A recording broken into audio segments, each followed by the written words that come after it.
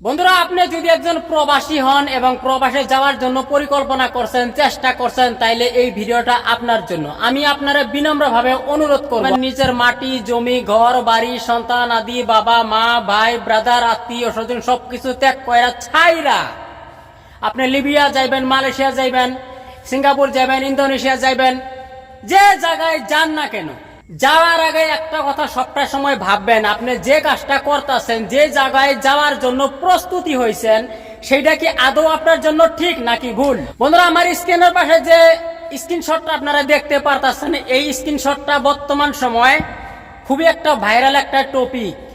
6 million অব্দি view হয়ে গেছে এই ভিডিওটাতে। এই ব্যক্তিটা সে গেছে লিবিয়াতে যায়া দুষ্ট চক্রের কবলে পড়ছে, দুষ্ট চক্রের পাল্লায় পড়ছে, তারে কিডন্যাপ করছে। এখন তার বাড়ির আত্মীয় স্বজনের কাছে ফোন লাগাইছে যে আমারে এত টাকা দেও, আঙ্গো এত টাকা দাও, যদি টাকা না দেও তাইলে তোমাদের স্বামীরে জানে মারার হুমকি দিছে, ধমকি দিছে। এখন চিন্তা করেন, যত টাকা খরচ করে আপনি লিবিয়াতে গেছেন তার চাইতেও অধিক দুগুণ টাকা এই আতঙ্কি সংগঠনকে দেয়া লাগে। যদি না দিতে পারেন তাইলে আপনার জানটা কিন্তু খুবই পরিমাণ খাতরায় আছে।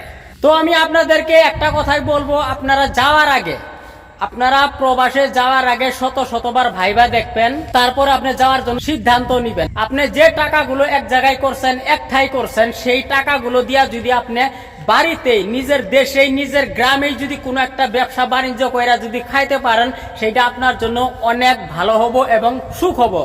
আপনার প্রবাসে যাওয়ার কোনো মতলব নাই, কোনো কারণ নাই। যদি প্রবাসে যাইতে চান ভাই, একটু সাবধানে যাবেন, একটু সতর্ক ভাবে যাবেন। আমি কই না যে সকল প্রবাসীদের জীবনে এরকম ধরনের কাল বৈশাখী ঝড় নাইমা আসে, আমি এই কথাটা কিছুতেই বলি নাই, কখনোই বলি নাই। আছে কিছু কিছু মানুষের পাল্লায় এরকম ধরনের দুষ্ট চক্র জুটে। আসলে যারা দালাল ধইরা যান, দালালের কবলে পইরা যান, দালালের ভালো মন্দ কথা শুনে যারা আসলে প্রবাসে যান, তাদের ভাগ্যে কিন্তু এরকম ধরনের দুর্ঘটনা সম্মুখীন তারা হয়। তো বাইরে যাওয়ার আগে ভাই বিনম্র ভাবে অনুরোধ করব, আমি তো কই যত পারেন আপনারা বাড়িতে থাকেন, বাড়িতে থাইকা কর্ম করার চেষ্টা করেন। লাগে দুবেলা দুমুঠো কম খান, তাও নিজের দেশে থাকেন, 7 গুণ শান্তিতে আছে।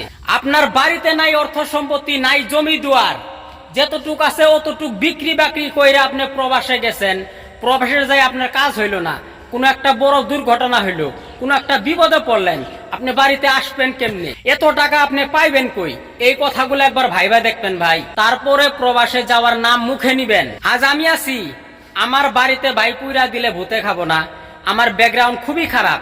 আজ যদি আমারে কেউ কয় তোমার আমি 10 লাখ টাকা দিয়ে আমি সৌদি আরবে নিয়ে যাবো, বা দুবাই, কাতার, মালয়েশিয়াতে নিয়ে যাবো, তুমি চলো, আমি যে হাসি মুখে খুশি মুখে যে কথাটা গ্রহণ কইরা নিয়ে তার কথার উপরে ভিত্তি কইরা কালকে আমি ফ্ল্যাট ধর্ম চলে যাবো না, আমি যাবো না। কারণ 10 লাখ টাকা তুমি আমারে দিয়া নিতে পারো।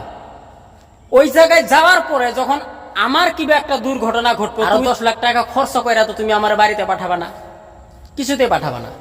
তখন আমার ওই জায়গায় যদি কোনো একটা দুর্ঘটনা হয়, আমার বাড়িতে এমন কোনো ক্ষমতা নাই যে 1 লক্ষ টাকা এক জায়গায় কইরা কিছু একটা করব, সেই সামর্থ্য কিন্তু আমার বাড়িতে নাই। তো ভাই, আমি আপনাদের কাছে হাত জোড় করে বিনম্র ভাবে অনুরোধ করব, আপনারা যত পরিমাণ পারেন নিজের দেশে থাকার চেষ্টা করেন ভাই। লাগে 1 মুঠ কম খান, সমস্যা নাই। আর যদি বেশি খাবার ইচ্ছা থাকে তাইলে এই যে স্ক্রিনে দেখতেছেন স্ক্রিনশটটা, এদের মতো হইব। আমি এইটা ভিডিওটা আপনাদেরকে দেখাইতে পারতাম, কিন্তু আমি দেখাবো না ভাই, আমার অন্তরটা কাঁদে, আমি দেখাইতে পারবো না, আমি সহ্য করতে পারবো না। তো সবাই ভালো থাকবেন, সুস্থ থাকবেন। কথাগুলো ভালো লাগলে অবশ্যই লাইক করবেন, কমেন্ট করবেন, আপনার মূল্যবান মতামত অবশ্যই জানিয়ে দিবেন। আর যত পারেন ভিডিওটাকে শেয়ার করবেন, অন্যকে দেখার সুযোগ করে দিবেন। ধন্যবাদ।